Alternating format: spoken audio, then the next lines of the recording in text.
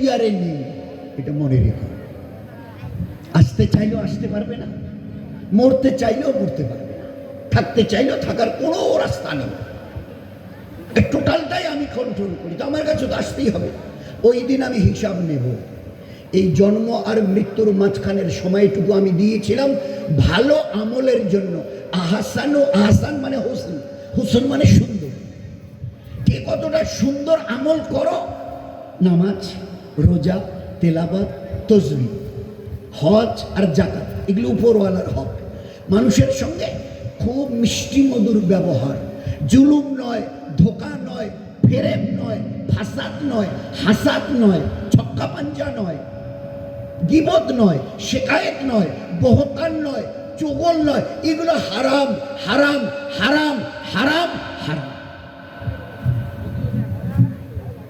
শরীয়তে এগুলো হারাম করা হয়েছে, শরীয়তে হারাম। কারো উপরে জুলুম করিও না, আল্লাহ বলছে। জুলুম মানে অন্যায়, জুলুম করিও না। কেন? কারণ জুলুম করলে কি হবে? আল্লাহ উত্তর দিয়েছে, ওয়াল্লাহু লা ইয়াহদিল কাওমাজ জালিমিন। যে জুলুম করবে আমি আল্লাহ তাকে হেদায়েত দেব না, সৎপথ দেখাবো না, সে কখনো ভালো মানুষের মধ্যে গণ্য হবে না। জুলুম ছেড়ে দাও।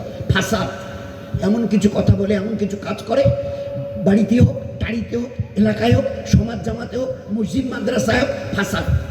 ওয়াল্লাহু লা ইউহিব্বুল ফাসাদ, আল্লাহ তোমাদের ফাসাদ পছন্দ করেন না। লা ইউহিব্বুল, আল্লাহ আদৌ পছন্দ করেন না যে তোমরা ফাসাদ করবে বাড়িতে। বাড়িতে তোমাদের ফাসাদ আমি তোমাদের আল্লাহ মিলে পছন্দই করি না। ফিতনা, এমন কিছু কাজ করছে, ফিতনা সৃষ্টি হয়ে গেছে। ফিতনা বাড়িতে, টাড়িতে, এলাকায়, মসজিদ মাদ্রাসায়, দূর এগুলো আরো ভালো না, খালি ফিতনা ফিতনা। আল্লাহ কি বলছে? আল্লাহ কি বলছে? আল ফিতনাতু আশাদ্দু মিনাল কতল। ফিতনা করা, লোককে জবাই করার চাইতে বড় অন্যায়, অপরাধ। বলুন তো আল্লাহ কি চাইছে? তোমাদের ভালো আখলাক। ইয়ারহাম মান ফিল আরদ, জমিন ওয়ালাদের প্রতি দয়া করো। ইয়ারহাম, ইয়া রহম,